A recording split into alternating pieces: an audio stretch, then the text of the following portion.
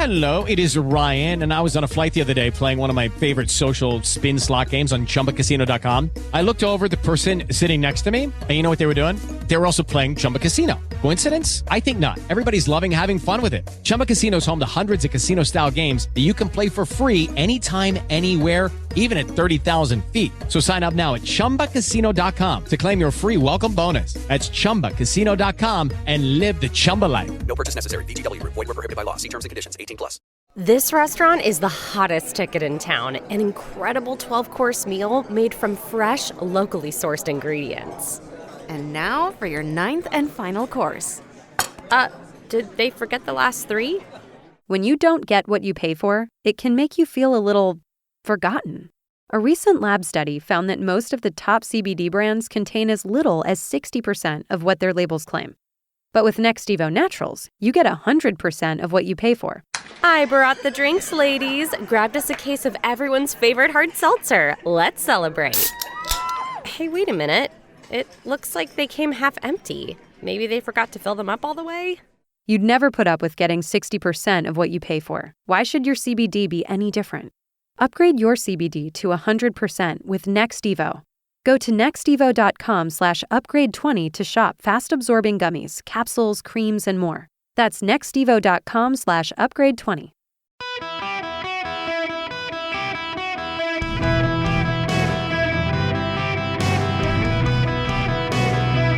Welcome to the Eric Erickson Show Podcast, Hour 2. Hello, America. It is Eric Erickson here. So glad to have you with me. The phone number is 877-973-7425 if you want to be on the program. Right now, I got a friend of mine joining me. He has a new book out, Reversing the Left's Plot to Sabotage American Power. Only the Strong is the title, Reversing the Left's Plot to Sabotage American Power, the subtitle. It is written by a man you all know, the senator from the great state of Arkansas, Tom Cotton. Welcome to the show. Hey, Eric. Thanks for having me on. It's great to be on to talk about Only the Strong and probably talk a little politics, too. Yeah, okay. So I'm going to ambush you with the question before we get into your book, because I was talking about this at the end of the last hour. For 2 years now, Democrats and the media have been telling us that Republicans are a threat to democracy. And I was really struck by Eric Wimple last week in the Washington Post saying he was too scared to defend the editor of the New York Times who published your column, who got fired for publishing your column a couple of years ago because of the blowback he would get from the left. And I'm thinking, wait a second, Republicans are a threat to democracy, and yet you got a newspaper columnist of the Washington Post who admits he was too scared for 2 years to defend a New York Times editor because of what the left would do to him? That sounds like that's the threat. Yeah, Eric. You know, these Democrats talk a lot about threats to democracy. I think what really worries them is threats from democracy, because they know the American people are about to repudiate them in 7 days. Yeah. But, that column you just mentioned was about the episode from 2020 when I published an op-ed in the New York Times that simply said that if local police are unable to restore order, in some cases with Democratic mayors and governors, not allowed to restore order, then the president had the responsibility and the legal authority to use federal forces, as has happened on a few occasions throughout our history, to include in my state, when Orville Faubus, a racist Democratic governor, refused to integrate Little Rock Central after a court order, and Eisenhower sent in the 101st Airborne. That's happened most recently during the Rodney King riots in Los Angeles under President Bush. But, of course, that's not the only example. I mean, in 2020, as I write about in Only the Strong, the media also had a meltdown, and I merely suggested in the early days of the pandemic that we should explore whether the coronavirus came from those labs in Wuhan as opposed to that food market, when the claims that it came from the food market didn't obviously hang together. And, I mean, now just look at them, you know, the hysterics over Elon Musk taking over Twitter and maybe changing content moderation rules there. It goes to show you how much they relied on censorship to suppress opposing points of view. I mean, the left in America thinks that you should lose your job and probably lose your bank account and definitely lose your social media if you, think COVID vaccines could be dangerous for teenage boys, or that healthy teenage girls shouldn't have double mastectomies, or that climate change may be real, but we can control it and control its effects with more economic prosperity driven by fossil fuel production. These are all things that are reasonable views, yet the left would rather censor them than engage them. Yeah, it's interesting to me. There's that story out now that it looks like Twitter in particular was working with the Department of Homeland Security to try to suppress statements on social media made by people on the right. I keep hearing Democrats throw around words like authoritarian about the right, but that kind of sounds like what the Chinese government does, is censoring dissidents online. Yeah, again, it's just another example of how the left doesn't want to engage in reasonable views they're welcome to disagree with, but they don't want to subject it to a democratic test.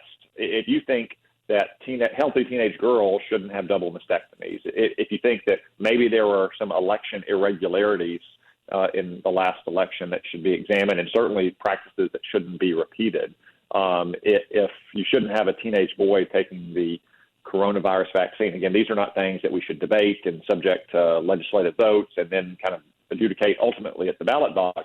These are things that should be suppressed. The American people shouldn't even be able to consider it so far beyond the pale. They just depend on this quasi-authoritarian practice of big government colluding with big tech to suppress our voices. And I think that's why you see so many hysterics about Elon Musk taking over Twitter.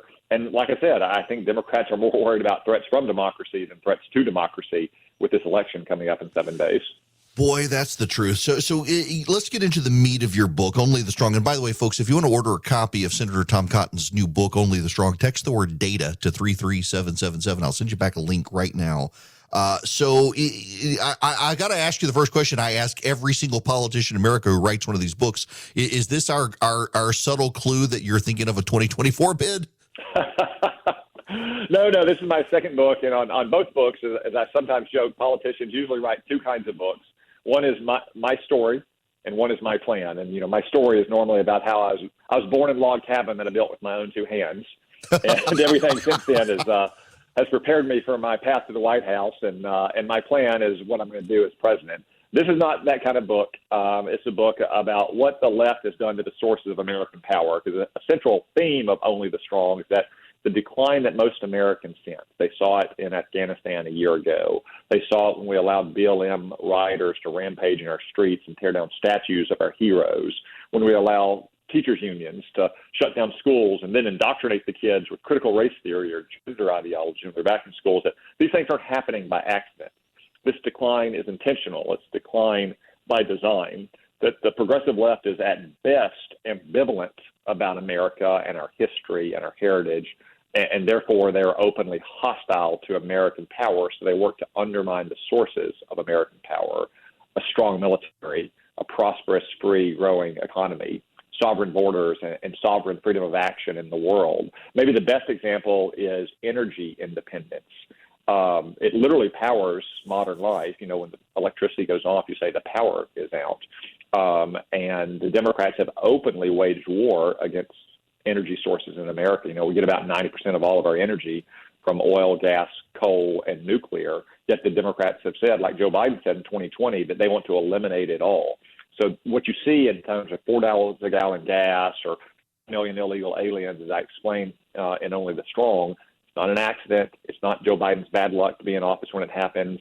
It's the intentional design of their policies to undermine the sources of American power. I'm glad you say it that way, because it has seemed to me for some time that it's, and I've said this phrase, one, I like the alliteration of it, but that Biden would rather the dictators than the Dakotans give us oil. He would rather the tyrants than the Texans make us energy independent. It is this weird situation now where the president of the United States wants us to be dependent on rogue regimes instead of Americans for energy. Yeah, we shouldn't have to look to anyone for our energy. Certainly not anti-American dictatorships like Iran and Venezuela, but really not even friendly nations that have been longtime partners like Saudi Arabia and Canada. We can produce more than enough energy for ourselves and for many of our partners around the world. But the progressive left has an ideological agenda against American fossil fuel production.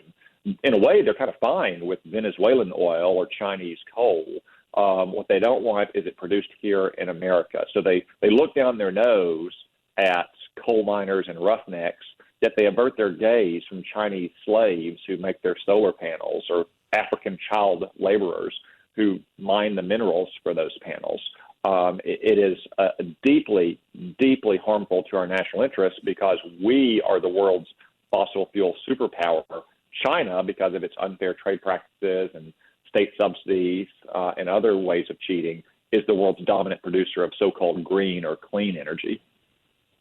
Yeah, I'm deeply concerned about this push, particularly. I mean, the Secretary of Energy. I'm sure she's a very nice person, but I find it deeply annoying for her to tell people to do what she does and drive on sunshine. Telling a poor person you got to sell your 10-year-old used car and buy an electric car and see your power bill go up correspondingly just doesn't seem like it's a solution to anything in this country right now. Yeah, I mean, most of these progressives, Eric, couldn't change a tire or a light bulb, much less redesign an electrical grid, and they simply don't understand the basics of energy in the modern world. I mean, if you look across history, our founding fathers and Jesus' disciples lived a pretty similar lifestyle, had pretty similar quality of life, especially normal people, not the kings and the potentates in the biblical times and the time of our founding. It wasn't until about 250 years ago when living standards started to rapidly increase. And why is that? It's because around the mid-1700s, mankind discovered how to use coal and turbines to unlock mechanical power. 100 years later, you got oil and gas. 100 years after that, you got nuclear power. The idea that wind and solar power can replace those sources is just fantastical. It will never happen. Even if you could scale them up, what are you going to do at night? What are you going to do on cloudy days, on days when the wind doesn't blow, on days when your solar panels are covered with snow in the winter? I mean, you saw the farce in California a month ago whenever they passed a law saying we're going to eliminate all gasoline-powered cars by 2035. And oh, by the way, don't charge your electric vehicle between the hours of 4 and 9, and don't run your washing and dryer. Don't run your washer and dryer. Then don't run your electric oven. The Democrats have an ideological agenda that will make Americans less safe, less prosperous, force them to live smaller lives, but lives that are more controlled by their government. And as I explained in Only the Strong, this is all part of their ideological agenda going back 100 years to Woodrow Wilson. I tell people all the time that the last time we were so dependent on solar and wind energy, we called it the Dark Ages for a reason, and here they go again. Now, let me pivot real quick before we run out of time. My personal guess, and I'll tell this to you on the phone, it'll save you from texting me, I actually do think that Walker can win without a runoff in Georgia. A runoff may be likely. I'm in the minority, but I think it's likely. I think Laxalt wins for sure. I actually think Dr. Oz wins. So I think the Republicans take back the Senate. They take back the House. What does that look like as far as an accountability agenda goes for the Democrats and these policies moving forward? Well, Eric, I'm confident we're going to win the House and the Senate. I don't want to venture a number, but I think it's going to be comfortable majorities. I explained in Only the Strong that you shouldn't always listen or only listen to what the leaders of a nation say. You should see where they commit their resources. So, when Iran says, like, we have a peaceful nuclear program, yet then they spend billions of dollars to bury it in a bunker under a mountain, that probably tells you it's not peaceful. Likewise, don't listen to what Nancy Pelosi says about holding on to the House or Joe Biden says about winning back the Senate. Look at where they're spending their money. I'm in New York City right now for this book launch. And when I got in last night, I turned on the TV. Every single ad was about a Democratic congressman in the New York City metro area. Think about that. The Democrats are spending millions of dollars to try to save House members who are in districts that Joe Biden won by 10 or even 20 points. So we're going to win a comfortable majority. And when we do that, not only are we going to put the brakes on their ideological agenda, but we're also begin to have thoroughgoing, probing hearings to expose some of the corruption and some of the overreach of the Biden administration.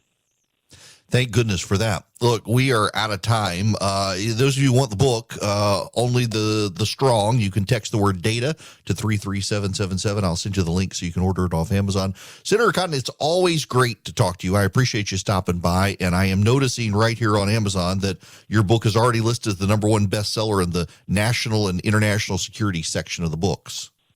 Well, thank you very much, Eric, for having me on. I appreciate you and appreciate all your listeners.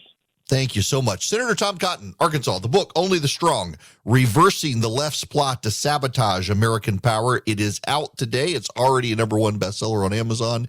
You can own it by texting the word data to 33777, and I'll send you the link to get a copy. Let's pause and just talk about what's going on in the country for a moment. We got sky-high inflation. We got runaway government spending. Trust in Washington is completely eroded. When government is this dysfunctional, you got to change the course of the country. You know you have to. That's why I'm excited about the work Americans for Prosperity is doing. They're focused on policy solutions that actually improve people's lives, unlike so many in D.C. who just want to play political football and have power. Americans for Prosperity doesn't just come up with solutions. They act on those solutions. They have the largest network of community activists in the country. They are out there every day talking to millions of their fellow Americans. If you're interested in seeing how you can get started with Americans for Prosperity in your community, visit americansforprosperity.org/Eric today. That's americansforprosperity.org/Eric, E-R-I-C-K. Hello there. It is Eric Erickson here. Listen, the phone lines are open, 877-973-7425 if you want to be on the phone. I do need to tell you, yes, this is basically the phone hour show. I didn't plan for this way, but the schedules of the people I wanted to talk to, it had to work out. I do want to talk about this Atlantic piece on the need for an amnesty for people who got COVID wrong. I don't think there should be one. I want to explain why. That's going to wait until 2 o'clock. I'll take your phone calls as well. But this is important. I have been mentioning for several years my favorite pollster. My favorite pollster tells me this. My favorite pollster tells me that. My favorite pollster says this. My favorite pollster is pointing this out. My favorite pollster's name is Chris Wilson, and he's going to join me by phone for the very first time at the bottom of this hour. I don't want to break the magic with you, but he really is a brilliant pollster.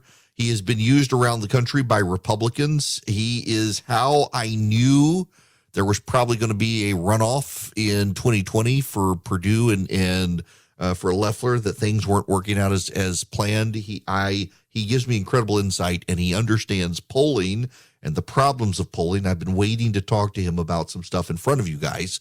I don't like to have guests on the program. This is a bias of mine I picked up from filling in for Rush over time, and from him being a mentor and a friend, is I feel like I'm having a conversation with you guys right now. And when I bring a guest on, I'm forcing you to eavesdrop into a conversation as opposed to me having the conversation with you. And that's unfair to you. Occasionally, however, there's someone of brilliance who can do a far better job of explaining something than I can. And those are the people I want to bring on. And so Chris Wilson is my favorite pollster. I refer to him as my favorite pollster all the time on this program, and he's going to join me. In the meantime, I want to tell you the New York Times is sounding a red alert for Democrats about the New York Times' own polling. If you will recall, I mentioned yesterday the New York Times has a series of polls out that have the Democrats ahead or tied in Nevada, Pennsylvania, Arizona, and Georgia. Nate Cohen is their data analytics guy for polling. Let me read you this. In the aftermath of the 2020 election, most pollsters concluded polls probably underestimated Donald Trump because of something called non-response bias. In short, Mr. Trump's supporters were less likely to respond to surveys than Joe Biden's supporters. While non-response bias is challenging to prove, there was one possible marker for it in the New York Times Siena College data in 2020.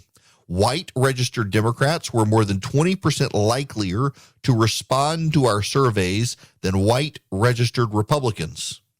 In our final wave of Senate and House polls in the last few days, that hallmark of non-response bias looks like it's back. Overall, white registered Democrats were 28% likelier to respond to our Senate poll than Democrats, a disparity exceeding that of our pre-election polling in 2020. So they still call to fine Republicans until they get enough for their sample. But the Republicans who are willing to talk, they may be Republicans in name only. It could skew their polling. It could cause a real bias. All of these things are starting to crop up now, and at least to their credit, they're being honest about it at the New York Times. And it also suggests their polling is biased towards the Democrats, and things may not be as presented. They have a 3-point lead for Raphael Warnock in Georgia. The AJC has a 1-point lead for Herschel Walker, for example. The holidays are the most exciting time of year, and if you want to enjoy them to the fullest, you need to get the best night's sleep every single night, particularly before your kids wake you up early during the holidays. My goodness gracious. It's easier than it sounds, though. You need the softest, most luxurious organic cotton sheets from Boll & Branch. Their sheets are made from the finest 100% organic cotton threads on earth. They make a difference you can truly feel night after night. Forget the script that they gave me to read. Y'all, let me just tell you, Boll & Branch, I sleep on their sheets, and they get softer every single time I wash them. They are so soft at this point. Like, they start out and they're fine. They're good sheets. You can tell they've got a nice weight to them. They've got a good thread count. The quality of the fabric is very nice. But the more you wash them, the more you realize how good they are, because they get softer, but they don't fray. That makes a real difference. I can tell you, I sleep on Boll & Branch sheets. I bought them myself even. They didn't send them to me as an advertiser. I actually bought them. We've been buying them for a while. They're towels and other things as well. But their signature sheets, they come wrapped and ready in a beautiful holiday gift box for you. Your gifts are going to look great. You can give these sheets to people you love. Bring home a better night's sleep this holiday season with Boll & Branch bedding. For a limited time, 20% off your first set of sheets and free shipping when you use promo code ERIC, E-R-I-C-K, at bollandbranch.com. That's Boll & Branch, B-O-L-L-A-N-D branch.com. Promo code ERIC, bollandbranch.com. Hello there. It is Eric Erickson here across the nation. I am delighted to have you all with me. The phone number is 877-973-7425. For several years on this program, I have often referred to someone as my favorite pollster and relayed nuggets of wisdom I get from him. I try not to bother him because I would bother him all the time.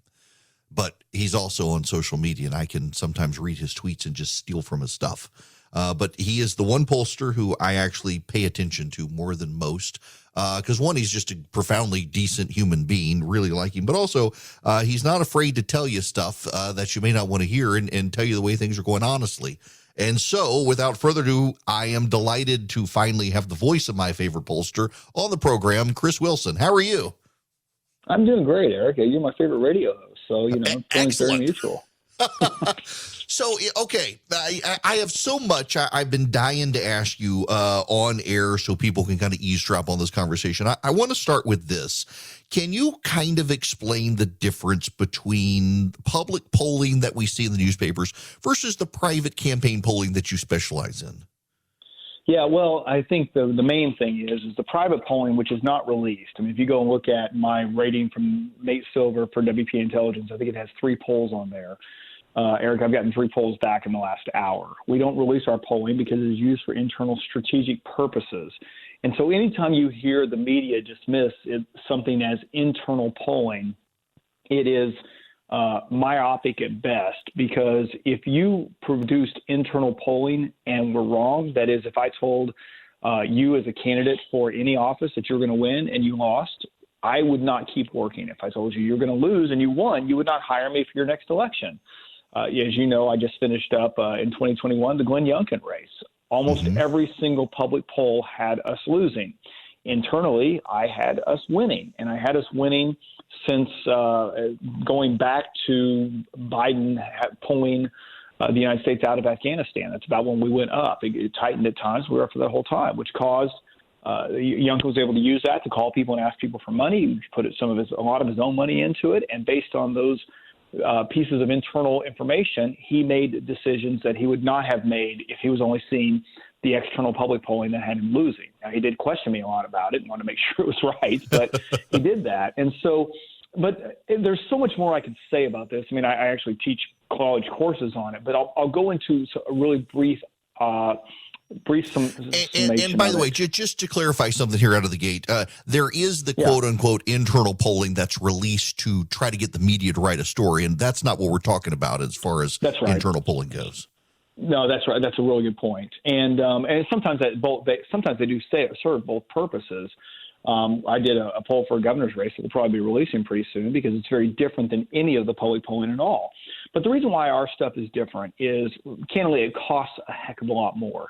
It is, we don't use robocalls. It is, if you get a recorded voice that says, who are you voting for, Brian Kemp or Stacey Abrams, and then you hit one or two, that could be you. It could be one of your kids. It could be your housekeeper who's not registered to vote. The fact is you have no way to verify who that is. Ours is all live polling. But more importantly than that, we poll based on propensity models utilizing something called PPS sampling, proportional probability of selection. And that's a fancy way of saying we interview someone based on their probability to participate in an election. And so let's say hypothetically you have 10 people who live on the same city block, and all 10 of those have a 10% chance of voting. A typical survey would ignore all of those because none of them are what you might label as a 1 of 4, a 2 of 4, a 3 of 4. But because all 10 of them have a 10% chance, 10 times 10 equals 100. One of them is statistically probable to vote. So one of them would make it into our sample. And that is the difference between an internal sample based on proportional probability of selection using probability models than it is to call people up and say, hey, are you registered to vote? Oh, yeah, sure I am, because, there's social desirability bias. And, are you going to vote? Well, yeah, sure I'm going to vote, even though there's no chance you're going to vote because, again, there is social desirability bias to tell people what you think they want to hear. And that is what you see that drives up the numbers for the media polls that don't use something like proportional probability of selection or probability models for their sampling. And that's why ours cost a lot more, but also are a heck of a lot more accurate. So now that I put all your listeners to sleep, and probably you too. No, I'm glad you could answer that. So, okay, so with your internal polling, I mean, the trend lines around the country, they swung in the public polling towards the Democrats. They swung back towards the Republicans. I mean, did you see similar shifts in your private polling I did. So I've always kind of explained that, like in Georgia, I know every single election since I've been in Georgia, it has happened. And everyone I know in politics in Georgia has always said it's going to happen because Republicans are going to the beach or getting their kids back in school. They're less likely in August, September to answer the question, to answer people. Now, that's what everyone said, and it's what I said too. I don't know if that's accurate or not, but it just always seems like there is that late summer, early fall swing back to the Democrats. Well, I remember I saw you write about that, and I'll say I think that used to be a very accurate assessment of what occurred until the proliferation of cell phones. And at this point, in just about any state in America, 60% of our interviews are to cell phones. In some states, it's 80 to 90%. And the great thing about a cell phone is you don't leave it at home when you go to the beach. You take it with you. And so you have seen that change. And so what happened this year is there's no question the Dobbs decision did cause a short swing to the Democrats. It lasted about 6 weeks, but it has completely gone away. And in fact, in this morning's Wall Street Journal poll, there is a 20% swing amongst independent women to the Republican Party. And I would have guessed, Eric, and I think you and I have similar feelings about the 2016 election, and I would have guessed that the slippage Republicans saw with suburban women that were manifested in the 2018 election would have lasted a generation. What COVID and Democrat governors and Randy Weingartner and teachers unions did was cause that to be fixed in 2 short years. And so because of Randy Weingartner, you have, and not just because of her, but because of the shutdown of schools, the overreach on COVID, and the fact that they were willing to sacrifice children and education and continue to do so, frankly, through the opposition to school freedom and vouchers and allowing kids to get out of failing schools and move into good schools, the teachers unions have completely flipped the script when it comes to independent women. And so what we've seen over the course of the last few couple of weeks is a complete swing back to the Republican Party. And so you now see the generic ballot led by Republicans by an average in the Real Clear Politics average at 2.8%. But, that the thing about that national average, Eric, as you know, is that it's heavily weighted with numbers from large states like California, New York, Texas, Michigan, Illinois.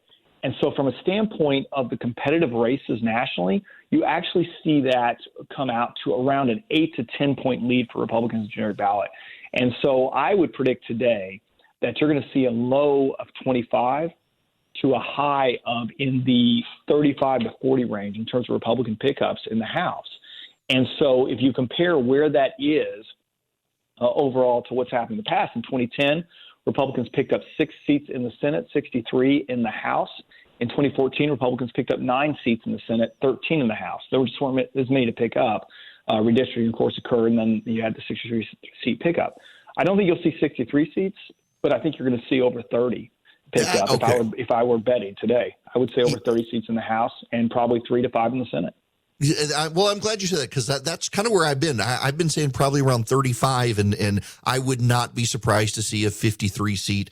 I mean, I just looking at the late breaking trends in Georgia, Arizona, Nevada, looking at Pennsylvania, I just have a hard time believing that you've got this wave that does appear to be there. In 2020, in the last 3 weeks, the public opinion polling seemed to detect that there was a Republican counterwave, which turned out to be true. We don't see a Democratic counterwave growing. And I just can't see that. Like, I mean, I'm in the Herschel Walker gets in without a runoff camp in Georgia at this point. I agree. And I don't think Laxalt, Masters, and Fetterman are going to go down at this point. Well, I think you missed what you meant. I think what you meant to say was you think Laxalt wins. I agree. Laxalt wins. I'm working for Adam Laxalt. Okay. I think Blake Masters wins in Arizona. Yep. And Pennsylvania is a little bit tougher to figure out. I mean, Mastriano, who I actually have a lot of respect for, I think he's been mischaracterized by the media as this QAnon conspiracist when he's really not. He's a military veteran. He's a master's degree holder. The guy's really, I've met him. He's a very impressive human being. Having said that, he has been painted as so bad by the media that it's difficult for him to recover. I don't know what happens in Pennsylvania, and candidly, I'm not involved there, so I'm not eyes on there. I am very eyes on in Nevada. I'm very eyes on in Arizona. I'm very eyes on in Georgia and Florida and other states. So, but I'll give you one. I'll make a prediction on the air here that I think is going to be shocking. I'm sure will be very disappointing to you. I believe, and I predict, and I'm working for her opponent, I believe Katie Porter loses in California 47. Praise Elizabeth Jesus. Elizabeth Warren's protege is going to lose. And what's fascinating, Eric, and I was talking to a couple of journalists about this over the last few days, is she has, I couldn't even tell you now, like $9 million in the bank. And she's not spending it. And she's down. She's been down in a few polls now, even public polls. It was moved to toss-up today by Dave Wasserman. And I tweeted out, welcome to the party. But from an overall standpoint, she's making a decision in her mind to lose and go broke because it's in the Los Angeles media market. It's Orange County. It's the old Dana Rohrabacher seat, if you can believe it. Or to save her money and pivot to the Senate. And I keep looking for her to place a $5 million buy, and she doesn't do it. So I really believe she has made the calculation in her mind. She would rather lose with a full war chest and pivot and run for the Senate than she would win and be broke. And so, you know what?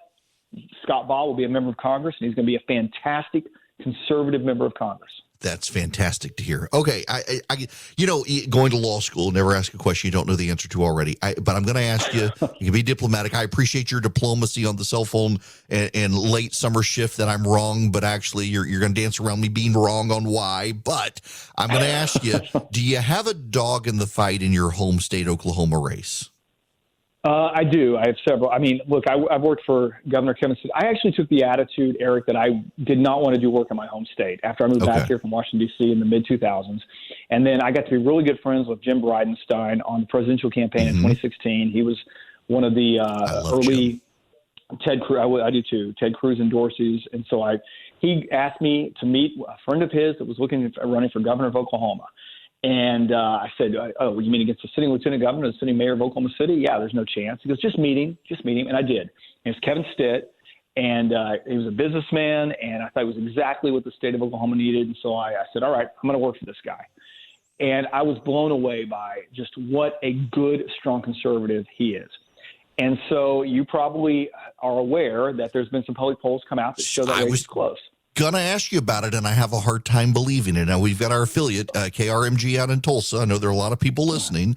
I have a hard, and I know, I guess I saw one poll today actually has him with a comfortable lead. I have a hard time believing he loses the race. No, he's going to win. And he's going to win by more than he did in 2018. I'll tell you that he will win this election by a greater margin than he won his first election in 2018. The difference, though, the most ever spent in a governor's election in Oklahoma was about $4.8 million. You can fact check me on that. It may be a little bit more or less, but it was by Kevin Stitt in 2018. He will spend around that much this year. But the dark money groups that are funded by the Native American tribes in Oklahoma have spent not a typo, $50 million against him. And there's been little to no reporting on it because their major advertisers are those same tribes and the tribal casinos. So really what you have, it's not the tribes themselves, it's the casino bosses that the governor went so hard at work to renegotiate some very unequitable compact deals. And it's why I want to work with him.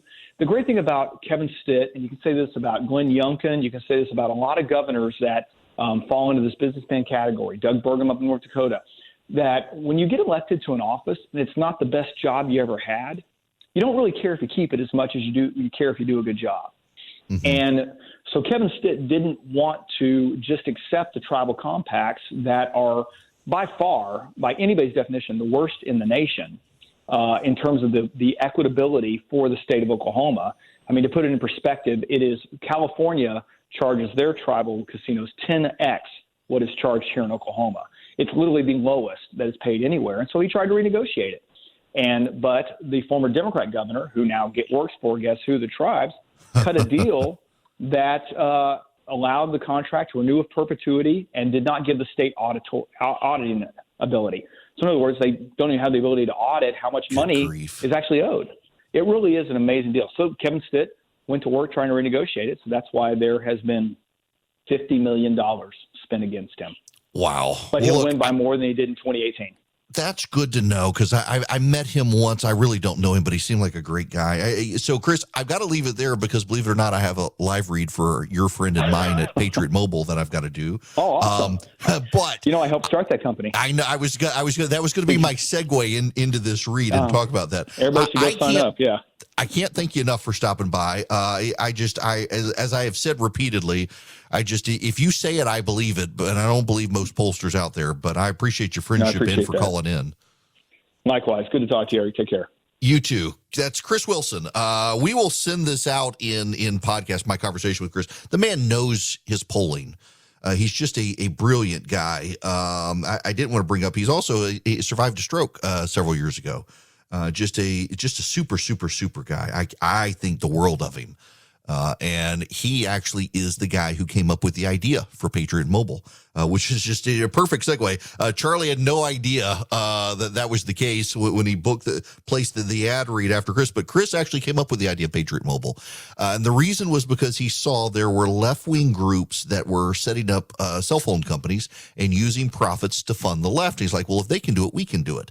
And so he got some guys together, and that became Patriot Mobile. So if you become a subscriber at Patriot Mobile, they take a portion of their profits and they fund the conservative cause and the conservative movement. And the more they grow their business, the more they grow the spin for the conservative cause. They're Christian conservatives doing it, just super people. And they give you guaranteed great service. All you do is go to patriotmobile.com/Eric, patriotmobile.com/ERICK. You get free activation with my name. You could also call them 972-PATRIOT. Tell them I sent you. You get free activation, and you're signing up with a 100% U.S.-based customer service company that shares your values, shares your political views, and puts their money where their mouth is on this stuff. patriotmobile.com/Eric. Hello there, it is Eric Erickson. This hour of the program brought to you by First Liberty Building and Loan, wherever you are nationwide. If you want your business to grow, reach out to them, firstlibertyga.com. They'll be happy to have you. Big loans, though, $750,000 or more. Let me see. I've only got about a minute, but Mel, I want to try to get your call in here. Welcome, Mel. How are you? Mel? Is it Neil or Mel? I'm talking to you, so it's written down as Mel. All right, excellent. It's okay. It's Neil. I've talked to you before, Eric. Love you. You're not perfect, but I'll give a touch of slack. Perfect. I'm very unhappy with the racism that is being shown Herschel Walker. I'm 63 years old. I'm a Georgia Tech fan. I did not like the way Walker stomped all over us when he won the national championship, but I've always respected him. And he does talk with a southern, very real Georgia southern accent. Right. My family are farmers. There's a little bit of a thickness in his speech, and they talk about how he's not so smart. I don't think he could have done everything he's done in his career if he wasn't smart. And if anything, he's tougher than I'm not going to say the word, people he's running against. He's tough, and I'm proud to vote for him. Good. Mel, that's well said. I got to let you go there because I've only got about 15 seconds here. I will say this. In 2018, Democrats said Brian Kemp sounded too Southern. They're now saying the same thing about Herschel Walker. I think he's going to win without a runoff. And after talking to Chris Wilson, I'm more and more convinced of it. It is Ryan here, and I have a question for you. What do you do when you win? Like, are you a fist pumper, a woohooer, a hand clapper, a high fiver? I kind of like the high five, but if you want to hone in on those winning moves, check out Chumba Casino. At ChumbaCasino.com, choose from hundreds of social casino-style games for your chance to redeem serious cash prizes. There are new game releases weekly, plus free daily bonuses. So don't wait. Start having the most fun ever at ChumbaCasino.com. No purchase necessary. VGW Group. Void where prohibited by law. See terms and conditions. 18+.